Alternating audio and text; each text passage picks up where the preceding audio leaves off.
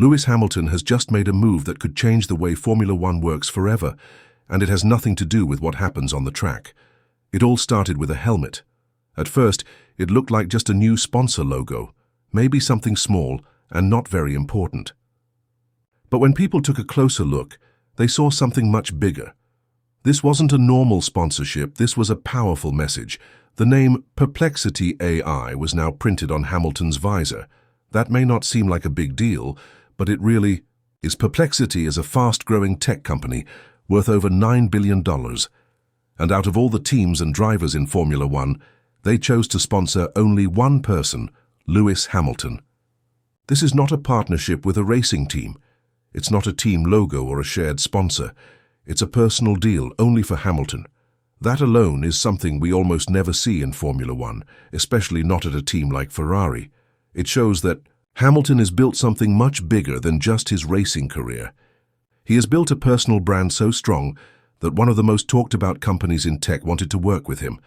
Not with Ferrari, not with Mercedes, not with Red Bull, but just him. When Hamilton showed up to the Imola Grand Prix, the Perplexity logo was there for the first time. It was placed on his helmet in a clean, simple design. But this was more than just a design update. This was the start of a new era. It didn't appear on the car. It wasn't on his overalls. It wasn't something Ferrari had agreed to or planned for. It was personal. It belonged to Hamilton, and it was completely outside Ferrari's control. This is where the story gets very interesting. Ferrari is one of the most famous and traditional names in Formula One. Their style has always been about control, about teamwork, and about making sure the driver is part of the team, not bigger than the team.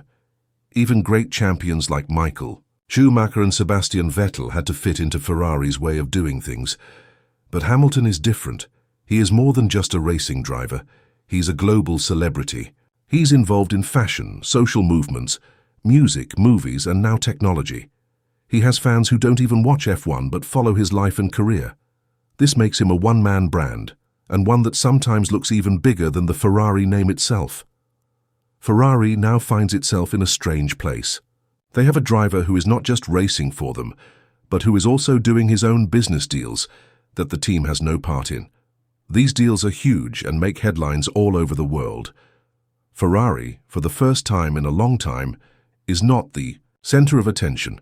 Instead, they're standing in the background while Hamilton takes the spotlight. That's not easy for a team like Ferrari to accept. They are used to being the main story. But now, every time Hamilton is on camera, every time he does an interview or makes a post on social media, Ferrari is just in the background. The car, the suit, the garage, these are now just props in the much larger show that is Hamilton's brand. For a team so focused on control and tradition, this is very uncomfortable. This move by Hamilton is not only powerful because of who the sponsor is. It's powerful because of what it represents. Perplexity didn't choose Hamilton because he's leading the championship or because Ferrari is winning races. In fact, Ferrari hasn't been performing well this season. Their car, the SF25, has been difficult to handle, and Hamilton hasn't made it to the podium yet. But none of that mattered to Perplexity. They chose Hamilton because he brings something no team or other driver can offer: massive cultural influence. Perplexity's leaders said they spoke to other teams like Red Bull, Aston Martin, and Williams, but in the end, none of them offered what Hamilton did. He brings global reach. He brings social importance. He brings style, awareness, intelligence, and curiosity. These are things that matter a lot in today's business world. Companies want to be seen with people who stand for something and who can reach people beyond the sport.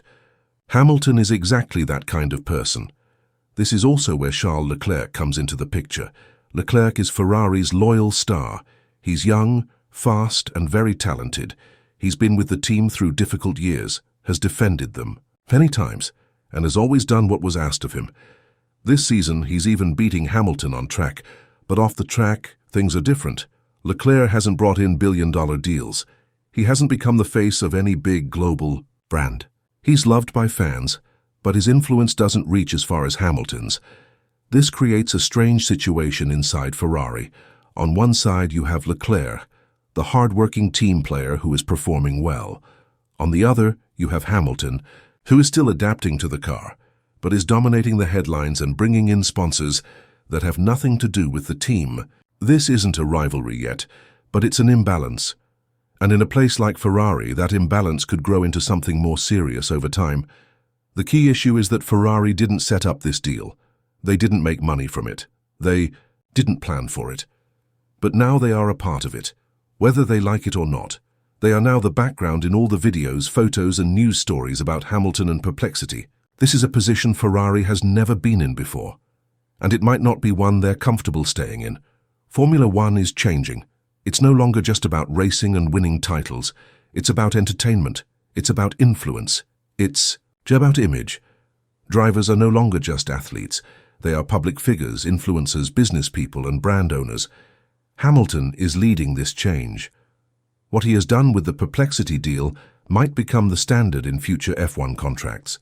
Drivers could start signing with teams not just based on car performance, but also based on how much freedom they get to manage their own brand. If this happens, teams will have to change too. They will need to let go of some control. They will have to accept that a top driver might have sponsors and deals that don't involve the team. Otherwise, they could lose out on signing the best drivers in the future. So far, Ferrari's SF25 car has been a disappointment. The team has struggled with setup problems and hasn't found consistency.